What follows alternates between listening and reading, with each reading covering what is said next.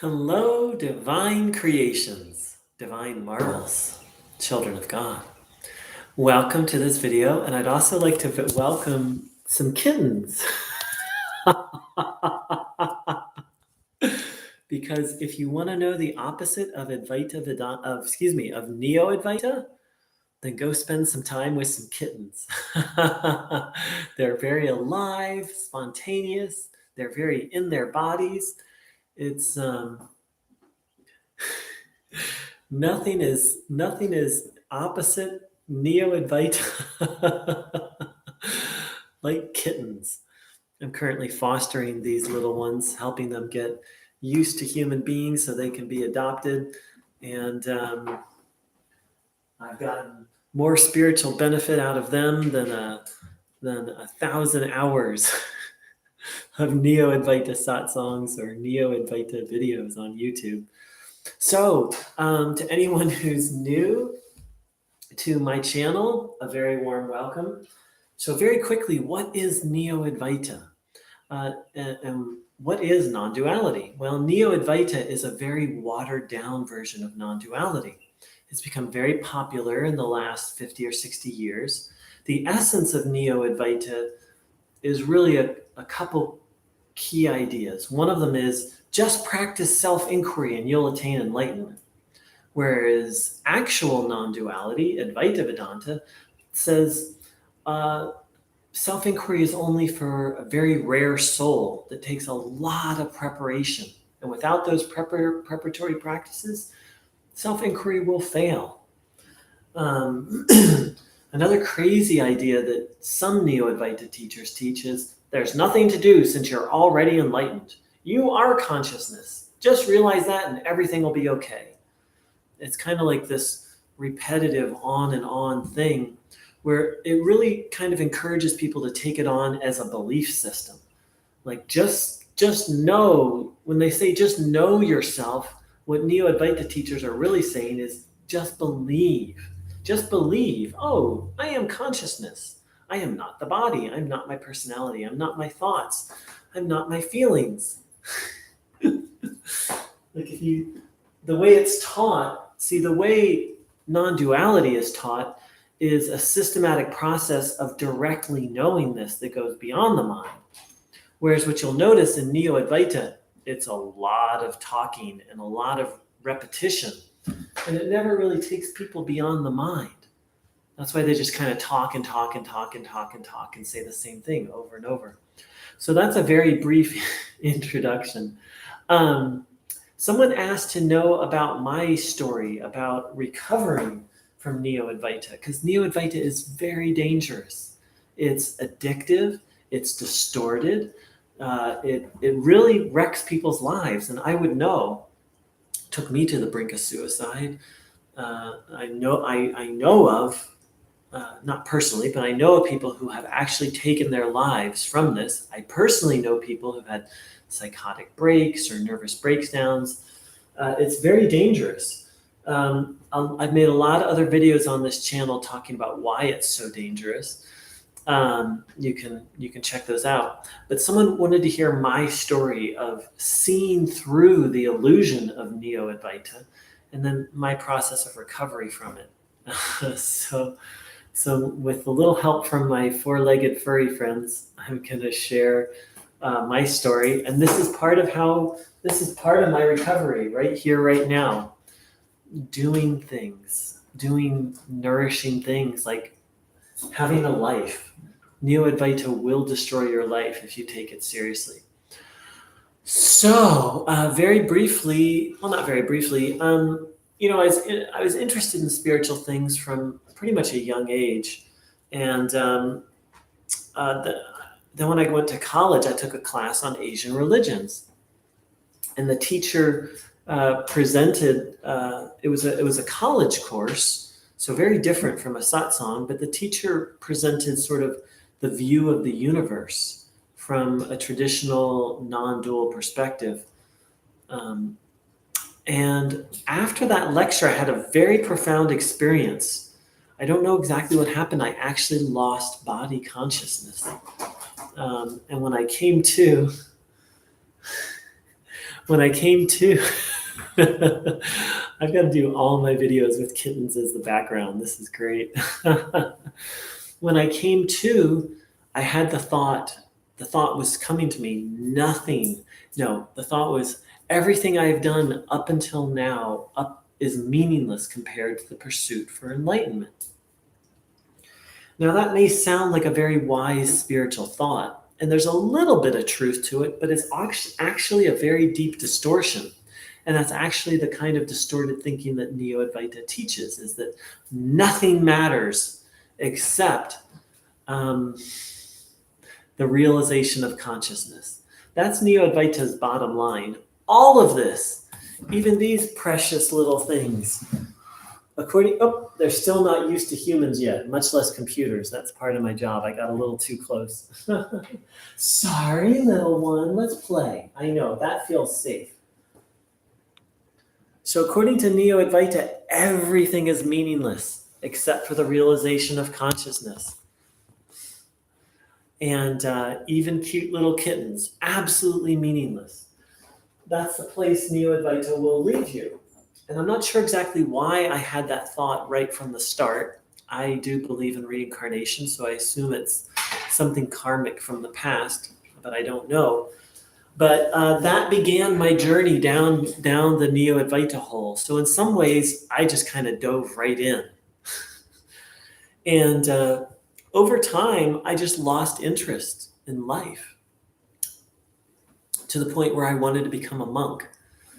And once I really decided that I wanted to become a monk, my life got really bad. Because being a monk is a virtuous thing, or nun, but you have to have a calling for it. And that's the problem. Neo-Advaita it lead you to monk or nun, a feeling of that vocation. But if it's not the right vocation for you, it'll take you down a very, very dark hole, which it did for me. So I got involved with a spiritual teacher who, interestingly, wasn't into non-duality at all, Neo-Advaita or fake non-duality or traditional non-duality. But it was very cult-like, and luckily I got away from him, but I got involved into another cult that was a Neo-Advaita cult. The world is not real, they taught. Being a human being is bad. Having feelings is bad. Actually, they talked about being human, like the word human was like a bad word in this cult. Like it was all about not being human. It was nuts. I'm very lucky to have made it out of that, but the damage was done. This is the problem with Neo-Advaita. Once you believe it, it's very hard to unbelieve it.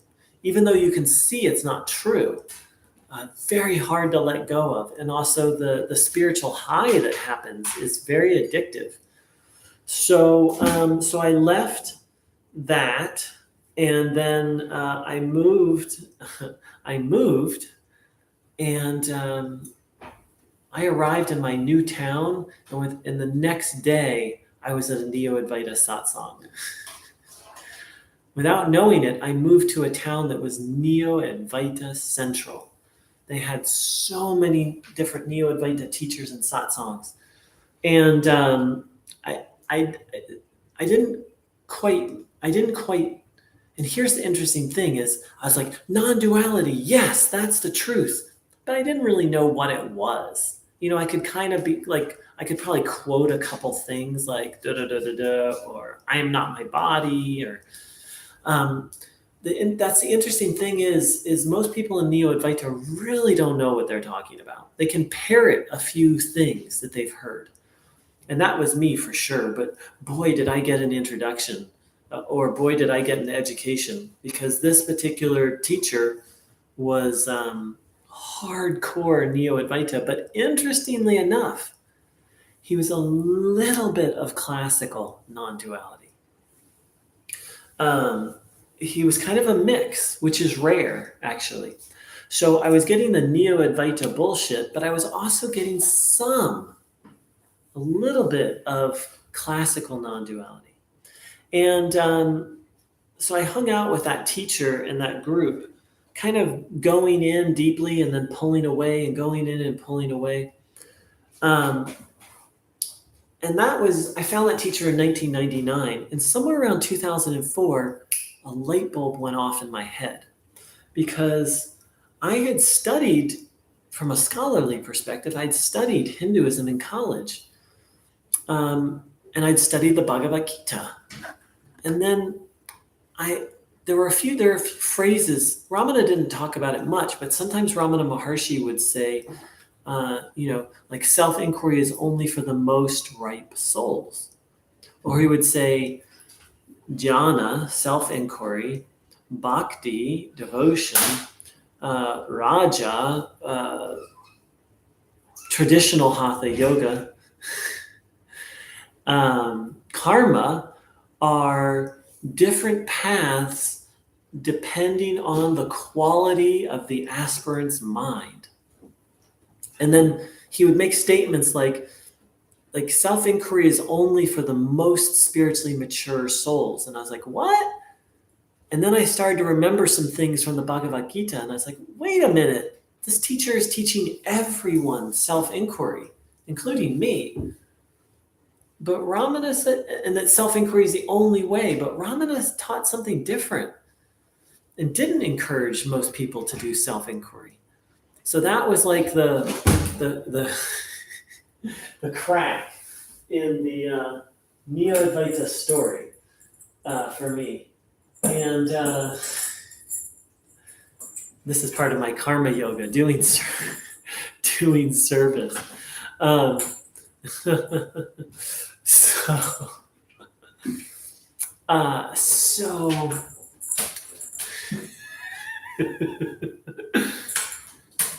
So I knew, so I was like, okay, wait, something's not right here. But that was 2004. But it literally took me 12 more years to fully break away. Hey, Fatten. Yes, I have 6 kittens. I'm fostering them. But it literally took me 12 years to break away from Neo-Advaita. I knew it was wrong. I knew I wasn't qualified for self-inquiry. But it's addictive. And this is part of the weird trap of Neo-Advaita, which I'm still unwinding, is why is it so hard to leave Neo-Advaita? And so I would kind of go in and out of this group. And even though I intellectually knew it's not right for me and it's harmful for me. But it's so seductive. It's so seductive. And then I found a Neo-Advaita author who was like, give up all your worldly activities and devote every second of your life to self-inquiry. Whoa, that close-eyed self-inquiry, completely turning away from the world. Whoa, that one caught me for a couple of years, trying to live that way, of course, failing miserably. No one can, it takes such a mature soul, such a detached soul. I don't even want to say mature, but such a detached soul to live that way. And I failed miserably at that over and over. And of course, Ramana Maharshi said that meditation with closed eyes was only for a ripe beginner. So this is the thing. Neo-Advaita is in complete contradiction to what Ramana Maharshi taught over and over and over. And I've made this whole YouTube channel is dedicated to that. So if you're new, please spend some time checking it out. And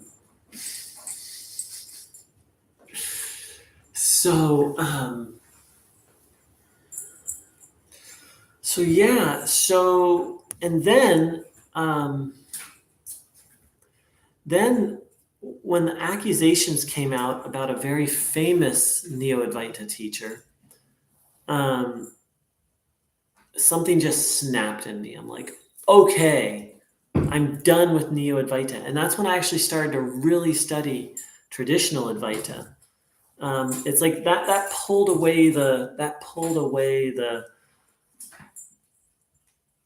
like, because I knew intellectually Neo-Advaita was false, but then with those accusations, it like hit me in the gut, and it was like I couldn't. I guess there was denial or something, or I still wanted it to work. And after that, I just couldn't. And that's when I started this YouTube channel. And then I started to get into lots of arguments with Neo-Advaita devotees and devotees of this particular teacher. Oh my gosh. That's where I really got to see what Neo-Advaita is. It's just repetition. These people knew nothing about the Bhagavad Gita. They knew nothing about the deeper, what Ramana Maharshi really taught. They could quote a sentence here or there. They knew nothing about Adi Shankara. All they were doing was repeating what they learned from their teacher and then attacking me for challenging. They couldn't carry on a civil dialogue. They couldn't carry on an actual dialogue. All they could do was just repeat things. You are the self. Who is it who thinks that? It was literally like, it's like, imagine having a conversation with a robot that only knows like 8 or 9 sentences. That's what it was like. And 8 or 9, I don't even know if it was that many. And then, of course, the 10th sentence was to attack me. That's all these people knew. These people who were utterly devoted, who were like, this is the truth. Like, it was like fundamentalist Christianity. You know, fundamentalist Christianity will always come down to like one of 4 sentences. The Bible is literally true. Jesus is the only way to God. Accept Jesus into your heart as your personal savior, or spend an eternity in hell. So Neo-Advaita maybe has like 7 or 8 sentences. Just inquire, you are the self. Who is it who wants to know that? Who is aware of that thought or feeling?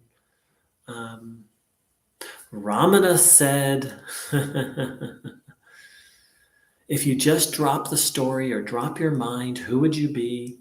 Right here, right now, consciousness is. Are you aware of it? Just inquire. Oh, I think I already said that one.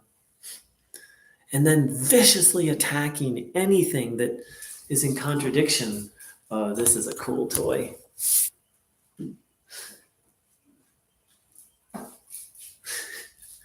And viciously contradicting anything that, or attacking anything that contradicts those 7 or 8 sentences. And that's when I really came to understand what Neo-Advaita is. It's a mental cult. It really is a mental cult. And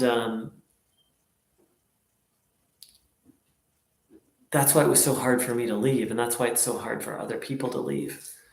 Because it's like this weird circular logic of like, this is the supreme truth. You're just awareness. The only thing that matters is the realization of awareness. Plus, self-inquiry feels good. When you dip into the awareness, it feels really good. So,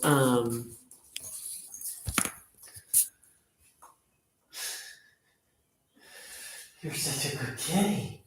You're such a good kitty. 2 of them now will let me pet them. It's been quite this process. They came to me pretty much feral. And so it's been this very slow process. And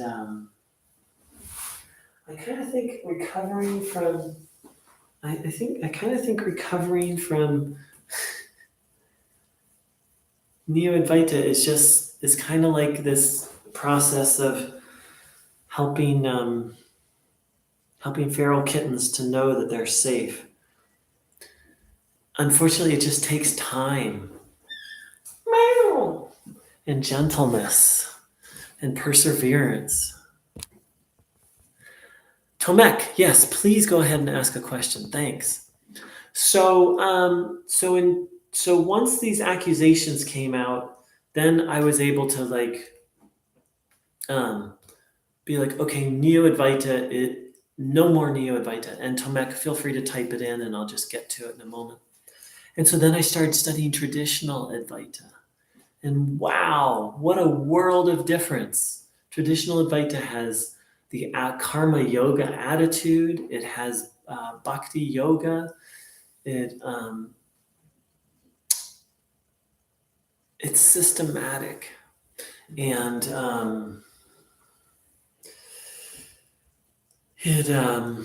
it really does necessitate a real teacher to lead you through it. And that's the other thing I realized is,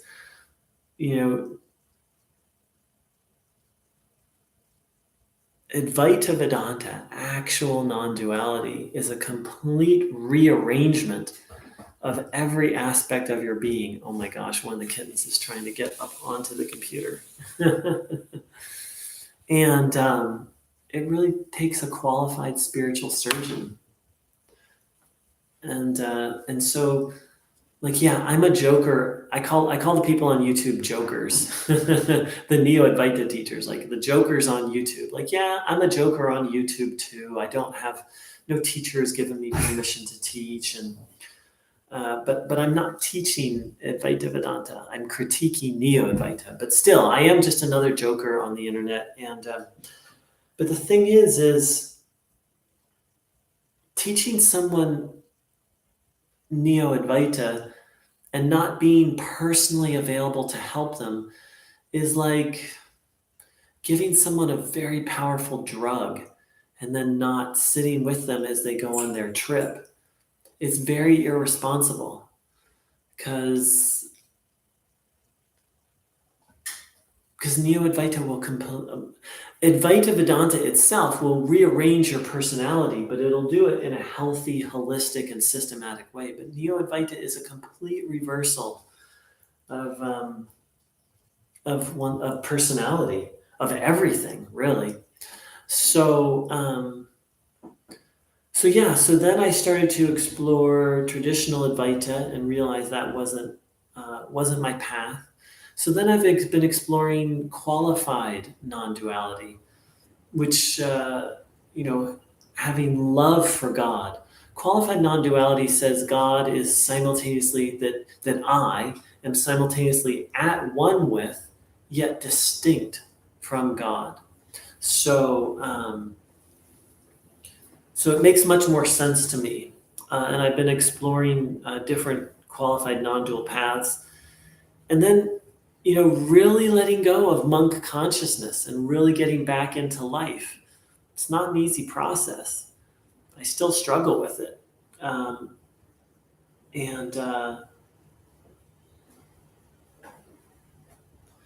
part of what's going on is I have very severe complex PTSD, which I think a lot of people who are drawn to Neo-Advaita have. And, so I was trying to cure that PTSD through Neo-Advaita, and boy, did that not work. That really doesn't work.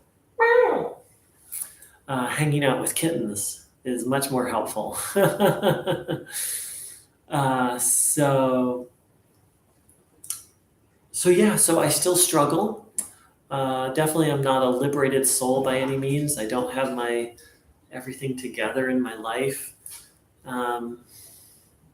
It's still a very, very intense process. So,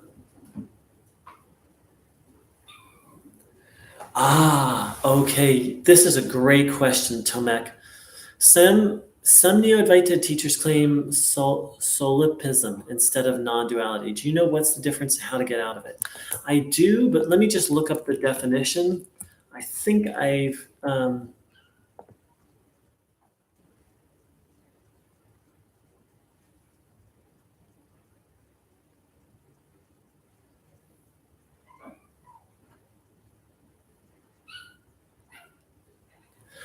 Okay, so here's what Wikipedia says is the definition of solipsism.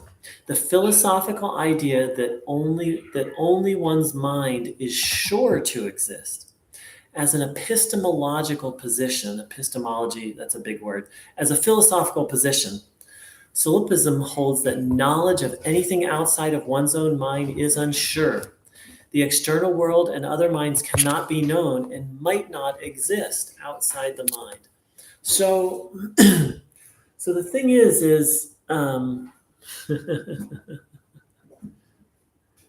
so as a philosophy, solipsism isn't such a bad, isn't so bad. It's honest. It's a kind of healthy skepticism of being like, hey, what can I know for sure? And the acknowledgement like, wow, I can't really know a lot for sure. However, that's not really what Neo-Advaita teaches, right? Neo-Advaita will teach things like, solipsism is more like a stance, like, hey, this is all I can know. But Neo-Advaita will teach none of that exists. It teaches this kind of twisted solipsism, and I'm mispronouncing the word, that leads you to feel completely alone. And I believe that's what you're asking, Tomek, so please clarify. And I actually experienced this. There was a moment where I don't know how exactly I got there. I guess I think I was meditating, or I think I was in deep suffering. And then I did a little self-inquiry, but I got to this place where I felt completely alone, completely disconnected from everything. And that I was in this empty void, and that void I was going to be stuck in forever. And so there's another word that's very similar to, I got to learn how to pronounce this, solipsism. And that is the philosophical stance that only I exist.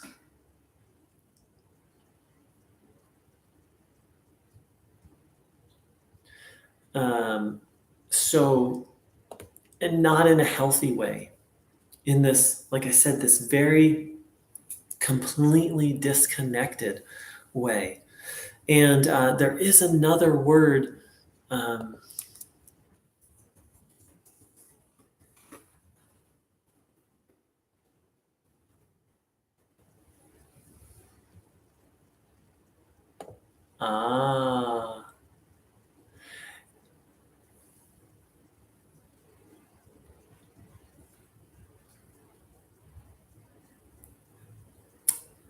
Well, anyway, I can't think of the word, but it just leads to this feeling that, see, you'll hear Ramana Maharshi say the self alone exists.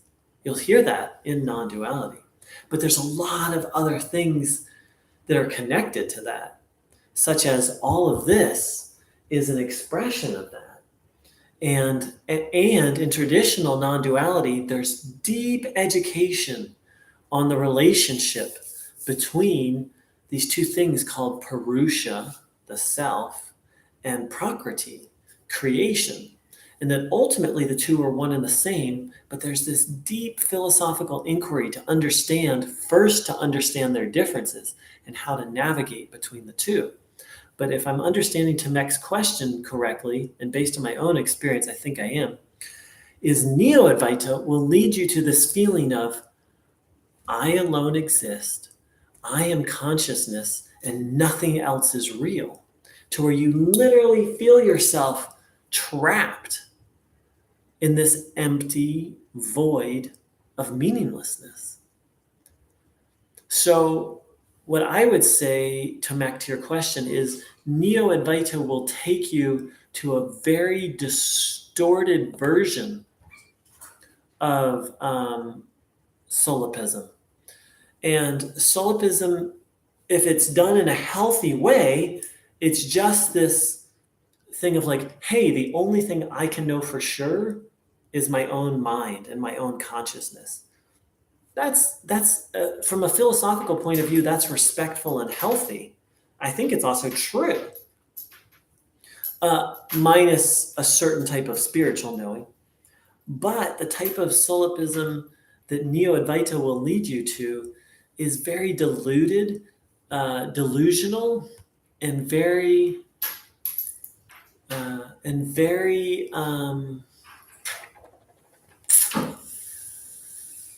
well, you'll just feel trapped in it. You'll just feel trapped in it.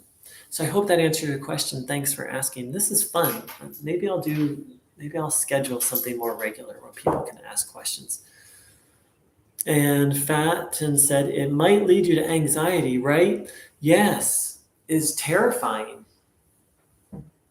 Not the idea that I am consciousness was terrifying, but this empty void that I was led to. And Neo-Advaita will lead you to this completely empty void where you're all alone. Now, properly taught non-duality will lead you to the exact opposite. Well, the inverse opposite of, yes, I'm just a spiritual being, and I am in communion with everyone and everything. See, this was very constricted. Neo-Advaita is very constricted, whereas actual non-duality is very expansive. Meow. Like a kitten. So it's not just anxiety, it'll lead you to a place of terror. Yeah. Fantastic. Any other questions? Or anyone else want to share their experience? Meow.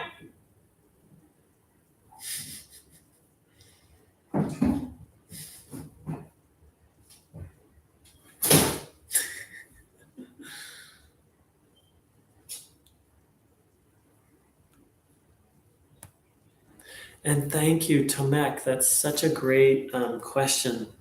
I'd forgotten that word solipsism even exists.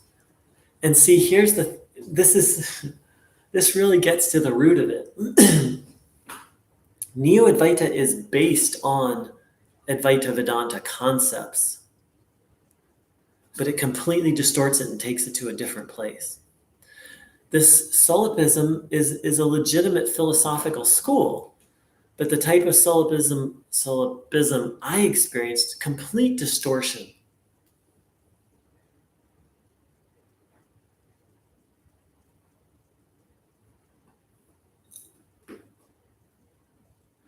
Tomek, okay, good. So Tomek, I would say that's a distorted form of solipsism. Solipsism says that it's only you as a human and it's all your brain. There's no people and it is hell. So I would say that that's like solipsism. See, solipsism is more about skepticism. So that's like taking solipsism and then landing on a conclusion. Solipsism would say, hey, the only thing I can be aware of is my thoughts. I don't know anything else. But what you're talking about, Tomek, is taking that, and there's a way in which that's true, right? Like if we observe our experience, like I don't know what's, I don't know what's happening in that kitten's mind, and I don't know the reality of that kitten. I just know that I can perceive it. But does that kitten exist beyond my perception of it? It's a legitimate philosophical question. Not one that I take too seriously anymore, but but Tomek, what you're talking about is is that profound philosophical inquiry, and then it's almost like the ego jumps in and takes it to hell. Like, oh, I don't know if that kitten is real or not. I don't know if anything is real. So nothing must be real. It must all just be shit firing off in my brain. Nothing exists but me. It's like the ego hijacked it. And that's exactly what Neo-Advaita is. It's the ego hijacking non-duality, Advaita Vedanta. So it's a perfect example. So I'm not trying to criticize you if that's the place that Solipsism led you. But see, that's the thing. Neo-Advaita will lead you down those dark corners. There's a very, very popular Neo-Advaita teacher, and online, I don't even want to call him a teacher, but anyway, who like does these great big poetic, he mostly does writings, these big poetic writings, and he's so charming and so like, but then when you get into his private groups, then he'll say things like, the world doesn't exist, nothing matters, all that exists is consciousness, and everything else is meaningless. And so that's the place that Neo-Advaita will take you. And it'll take you to sort of a more spiritual conclusion than what you posted to Mex. It's only you as a human, it's all your brain. Share, there's no other people. Yeah, man, that's a dark place. Ramana loved animals. Yes, he did. He even would teach animals, and he said that they're on a spiritual journey as well. So, Fatin, I had a bad experience with shadow work. Don't know if it's related to Neo-Advaita. So, shadow work, for those who don't know, is about facing what you can call the dark parts of yourself, the parts of yourself that are angry or violent or lustful or lack empathy, the parts of our relative self that we tend to deny. So it's interesting that you raise shadow work because, Neo-Advaita is the absolute antithesis of that. Neo-Advaita just seeks to deny, like let's say you're a really angry person. Neo-Advaita would just say, well, who's angry? And it basically gets you to go into a trance and just kind of dissociate from your anger, dissociate from your shadowy side. So to not really deal with it. While shadow work is where you try and deal with your issues. And non-duality, Advaita, what they do in traditional Advaita, they have different methods and means for cultivating positive qualities and overcoming your shadow. You could say purifying your shadow. Whereas Neo-Advaita just gets you to dissociate from all parts of yourself, your positive and your negative sides. So that's, in my view, that's how it's related. It's an interesting topic. Yeah. Someone reached out to me to do some coaching to recover from Neo-Advaita, and when they said they were getting to the point where they didn't care about their family and their kids. And that's where Neo-Advaita will take you, not caring about anything. So, I think I'm going to wrap up now. This has been fun.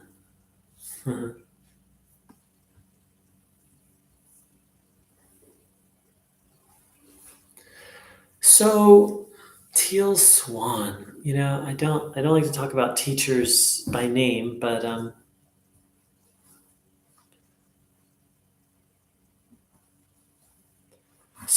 what I'll say is she's an internet teacher, and she gives mass teachings, and she doesn't work one-on-one with people. That's a problem. If you teach a powerful technique, you need to be available to work one-on-one with people. So these internet teachers, Neo-Advaita and the particular teacher you mentioned, they give these mass teachings, but then they're not available to deal with the repercussions. So, and what I would just say is, how can we find hey JJ, good question. A real Neo-Advaita guru, a real Advaita Vedanta guru. On the surface, it should be an easy question, and I wish there should be an easy answer. And what I've come to realize is that or I believe that a big part of finding a guru, there's something about karma. There's just something about karma, and it's not something that can be forced. So I will give you some practical suggestions at the end, but the first is I would say to pray on it. The next is don't get involved with anyone who doesn't have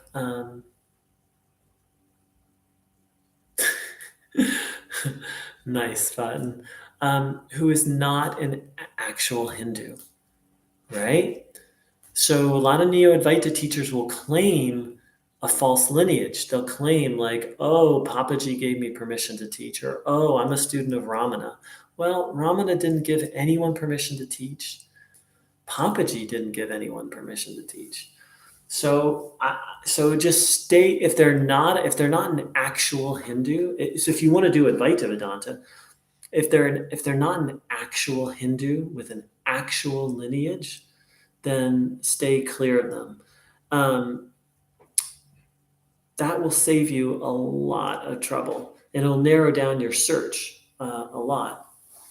So with that said, the Ramakrishna Mission is a legitimate Hindu organization, and they have swamis. So someone who's basically,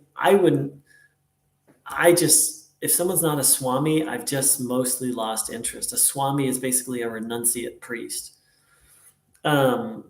So the Ramakrishna Mission is worldwide, and they teach Advaita Vedanta, and they have an order of swamis. You can go to a Hindu temple and ask, and but studying with a priest is not probably going to do it, because most priests have spent most of their time studying rituals. You can ask them, say, I'm looking for a swami to teach me Advaita Vedanta.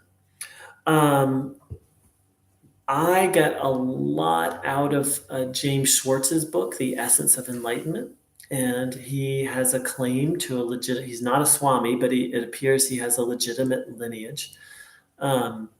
So much benefit from his book, The Essence of Enlightenment. It really actually helped free me from Neo-Advaita.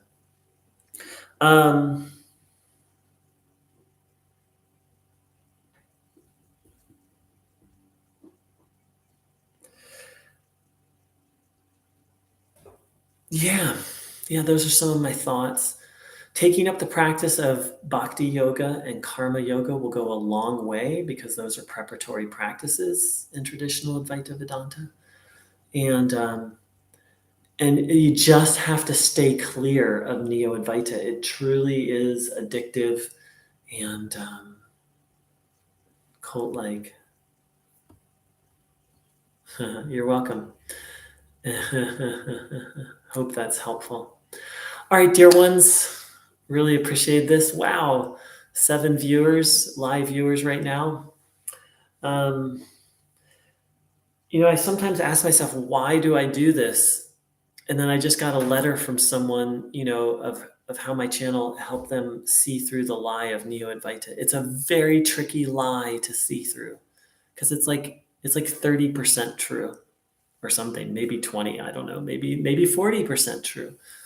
It has a lot of truth in it, but it's as the song goes, it's tainted love, and tainted love is it's dangerous. It's easy to reject something that's all wrong. It's easy to look at like the neo-Nazi movement and be like, that's bullshit, because it's just like wrong. Like 100%. I don't know, maybe the neo-Nazis have like 1 or 2% of something they're saying that's actually accurate, but it's like 99% just bullshit. So it's easy to be like, that's bullshit. But Neo-Advaita has a big chunk of truth in it.